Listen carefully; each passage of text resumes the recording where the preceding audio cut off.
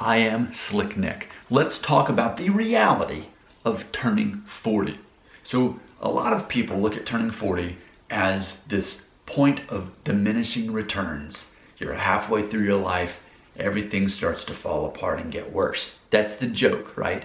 But in reality, that's not what I have seen from my perspective, my red pill perspective, being a couple months into being 40 now. I turned 40 in April. And on my birthday, it was like this revelation that this isn't a scary thing. This is actually a good thing. And we can truly celebrate turning 40. So instead of it being the point of diminishing returns, it's actually, I'm seeing it as the start of the return of investments in life. So let's break that down.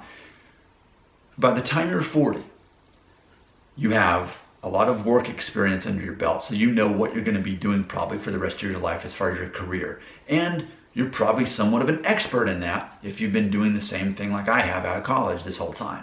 You become a resident expert on your team, and people respect you, and people need your feedback and your new ideas for that because it's muscle memory to you. If you're like me, by age 40, I've now been married 13 years. I have 2 kids. One's 10, one's 5. I've raised 2 babies. I've been through all that stress, all of that character building that comes with being married that long and having 2 kids alongside building a career. And then, of course, there's the fact that I've been out of debt for quite a while now. But, when you're first married, you're still paying off college loans and other debts. But we're years away from having been in debt at this point. So now we have a house with a garage and a backyard as opposed to living in a townhouse.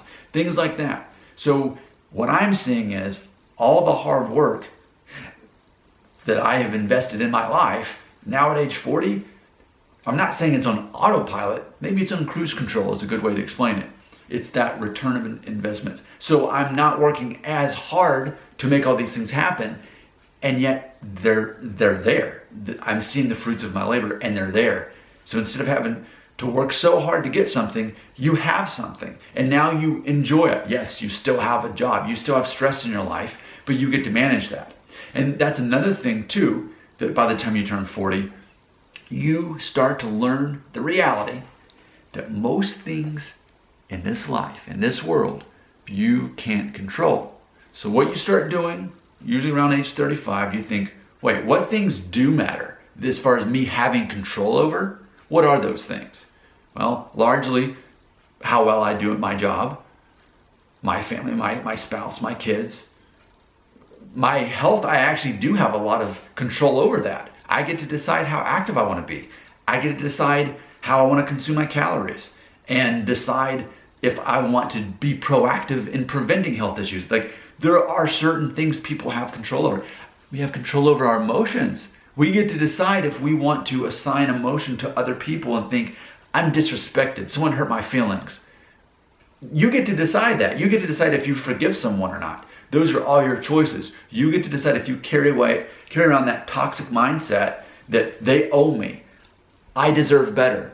Like, that is a very toxic victim mentality mindset that I think you tend to have by default as you're younger. As you get older, you think, wow, I actually can control a lot more of my life than I thought, but don't conflate that with, but most of life you cannot control. Like, we'd like to believe that we can control who the president is and that actually makes a difference in our lives and things like that.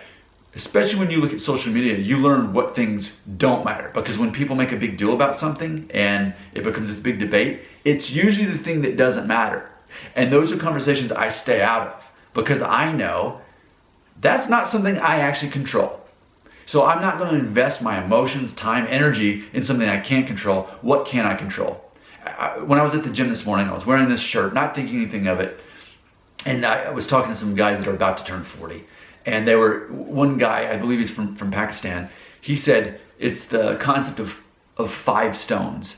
There's about 5 stones, 5 things that you can actually control in life. You invest in those and you don't worry about any of the rest. And that's a concept that by default I think happens to a lot of people by the time they turn 40.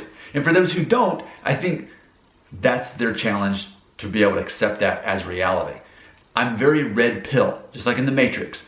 I accept life for what it is. Life is scary, life is intense, life is weird, but I embrace that and I focus on the parts I can control instead of blue pill mentality, having fear in all the things I cannot control and having hope that it'll get better if other people do their job. No, I'm taking control. I am driving this motorcycle. I'm not in the sidecar. I'm in control and I'm driving it. But it's not until a lot of times in life, you have to live enough life experience. You have to experience enough failure. You have to experience enough success. You have to be rejected. You have to be accepted. You have to understand all of that. And then you get a true perspective of how things actually work. So I'm not afraid to be 40. I actually love life. Like I said, I'm not working as hard, and yet this is pretty good. I just have to enjoy what I have. I have to be able to appreciate that. I have to have that mindset of gratitude instead of thinking, oh, I wish I had this. I'm like, wow, look around. I actually have a lot of great things in my life. And people tell me that. But see, the tragedy that so many people do have a great life, they have so many things, but they can't appreciate it. They're too busy complaining about what they don't have and which they wish they had. Well, by the time you're 40, it's a lot easier to be grateful for what you have, because chances are all of your hard work, focusing on what you can control, not on what you can't, starts to pay off. So no, it's not the point of diminishing returns where everything's starting to fall apart. Now granted, I can imagine at a certain point in life, a certain age, that's going to be more the case, where even your health starts to fall apart no matter what you do. But at age 40, you largely get to decide that. In fact, for me, because I don't have an infant anymore, I get more sleep now. And because I'm more rested and I'm not taking care of babies, I've got 2 kids, like I can go to the gym every day now, and I do. I can go on a walk every morning, and I do. I get to control more of my time. And that's another thing too. A lot of people have this victim mentality about time, as if it's this commodity that they have no control over. If you're good at time management, you get to control that. Same thing with communication. You get to decide if you want to communicate well with someone and tell them what they really need to hear and what you need to really tell them. That's another thing that a lot of people, ironically, don't take control over, even though it would actually help. They choose to think, here's the things I can't control. Let me worry about those the most. Here's the things I can control, but I can't really do it because, and they'll make an excuse. These things sort of start coming together, and you recognize them, and you start to appreciate them for what they are. This is a red pill mentality that kicks in for a lot of people. And if not, and if you're close to the age of 40, I would encourage you to take what I've said in this video and realize your life's not falling apart. It's just now getting good. Your comments belong right here.